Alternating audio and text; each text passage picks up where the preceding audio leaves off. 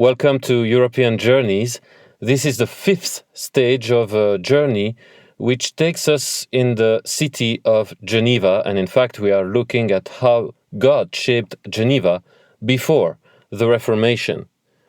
In our last stage, if you remember, we were walking along the Rhône River through the pedestrian road called Quai Besançon-Hugues, and we started from the bridge called Pont des Bergues.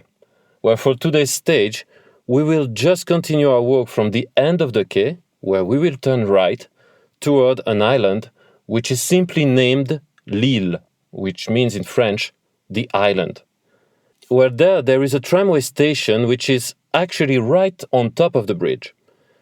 And the site we are going to look at is a monument on a small square just behind the station, by the wall of the tower called Tour de Lille. The bronze statue represents a prisoner standing in chains, and on the wall behind the statue are engraved several Latin words which say, Non moriar sed vivam et narrabo opera Domini. And in English that would mean, I would not die, but live and tell of the works of the Lord. Well, on the pillar under the statue, we discover the name of the person to whom this monument is dedicated. And that person is Philibert Berthelier. And we also see the year of his death, which was 1519. Well, the statue, which was conceived by the Swiss sculptor Ampelio Regazzoni in 1909, gives us a hint of what kind of death Berthelier had to face. And in fact, his death is along that of the most famous death of Michel Servet at the time of the Reformation, one of these events that has deeply marked the collective memory in Geneva and even beyond, although both deaths were for very different reasons. The death of Philibert Berthelier even inspired the famous 19th century French novelist Alexandre Dumas to write about him the following lines in Impressions de voyage, Suisse, and this is what he says. Finally, Berthelier, led to the scaffold at the Place de Lille and pressured to ask forgiveness to the Duke, answered, It is up to criminals to ask forgiveness, and not to people of good. May the Duke ask forgiveness to God because he is murdering me. End quote. So who was Philibert Berthelier, and what led him to this tragic end? Well, Berthelier was a contemporary of the two men we discovered in our two previous stages, namely Besançon-Hugues and François Bonivard. He was born at Virieu-le-Grand in the Duchy of Savoy, today in France, around 1465, and at the age of 21 he settled in Geneva. And then after studying law in Chambéry, back in the capital of the Duchy of Savoy, Berthelier quickly became a man of significant influence and became part of the Petit Conseil, the small council that is, of the city of Geneva. Well, as we saw in previous stages, Berthelier lived in a time of great struggles in Geneva.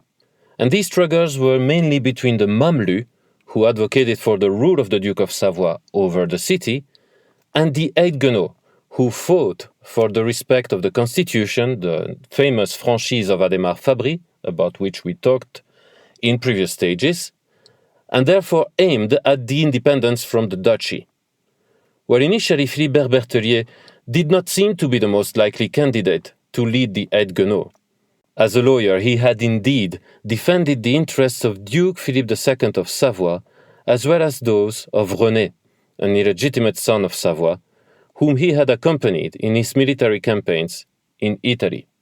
But in 1506, Philibert Berthelier changed side and became leader of the Huguenots when he denied to the new Duke of Savoy, Charles III, his demand to acquire the artillery of Geneva.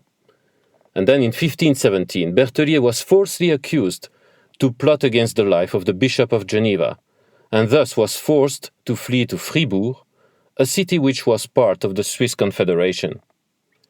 There, together with other Huguenots such as Besançon-Hugues, he succeeded in signing a treaty of Combourgeoisie. This was a treaty of alliance between Fribourg and those among the Huguenots who had acquired the status of bourgeois in Fribourg. And as we saw in our last stage, the hope was to find support from the canton of Fribourg in case of aggression of Geneva by the Duke of Savoy. Then in the beginning of 1519, Philibert Berthelier was acquitted for the charges raised against him. Now he thought that it was safe enough for him to return to Geneva, but sadly, he will quickly realize how wrong his feelings were. Shortly after his return, the bishop ordered Berthelier to be arrested, and this finally happened on the 21st of August, 1519. And then after a mock trial, Berthelier was condemned to death as a traitor and executed only 2 days later, more or less on the site of the monument we are visiting today. Well, Berthelier was not the first one to be summarily executed. Other Genevans, such as Ami Lévrier, had also been executed in those times for similar political reasons. But this time, Berthelier's execution provoked the uprising of the Genevan population, so that what was intended to weaken the Haguenots had finally caused the weakening of the pro-Savoy party, the Mamelus. And although the Duke of Savoy later resorted to a full-scale invasion of the city, the Haguenots, led by Besançon Hugues, about whom we talked in our last stage, were strong enough to be able to defend the city and obtain the independence of what became the Republic of Geneva. But let us return to the quote of Alexandre Dumas. According to his writings, Philibert Berthelier, when asked to repent before the Duke, answered that in reality it should be up to the Duke to repent, and most interestingly, to repent before God, to repent to God. God, rather than the Duke of Savoy, was known to be the ultimate authority. And this notion of hierarchy is key to understanding how Christendom was thought to function, at least in theory.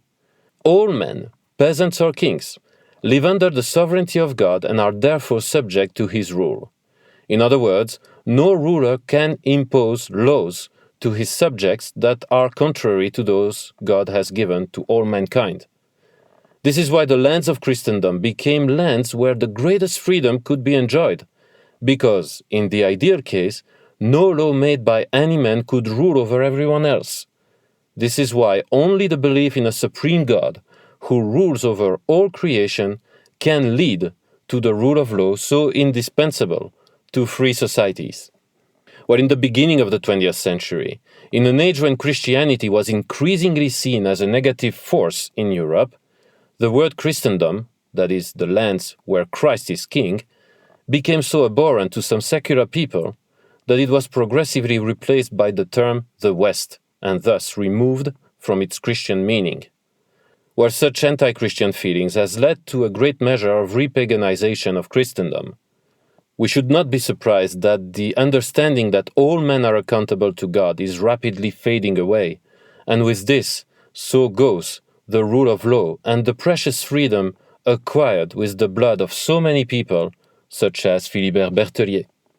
This is why the monument to Philibert Berthelier is a call to all nations to return to God, because only a nation built in the Christian worldview can reach the greatest level of freedom. I'm Cedric Placentino. See you next week for another stage of European Journeys.